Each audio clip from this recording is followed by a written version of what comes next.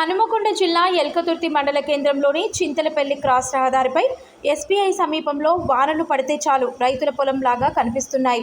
రోడ్లు నిత్యం వాహనాలతో రద్దీగా ఉండే ప్రాంతం బురదతో ఇబ్బందులు పడుతున్నారు.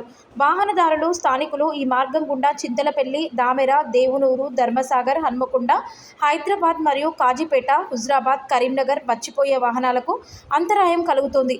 ఎల్కతుర్తిలో నిత్యం వెళ్లే వాహనదారులు తీవ్ర ఇబ్బందులకు గురవుతున్నామని వాహనదారులు తెలియజేస్తున్నారు.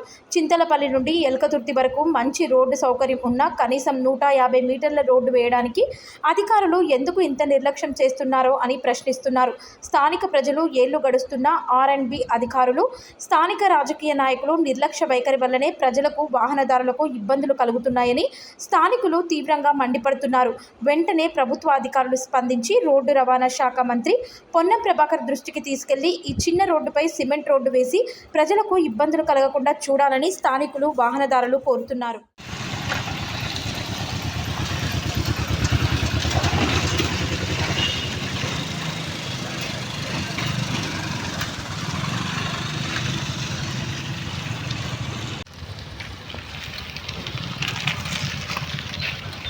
कागज नहीं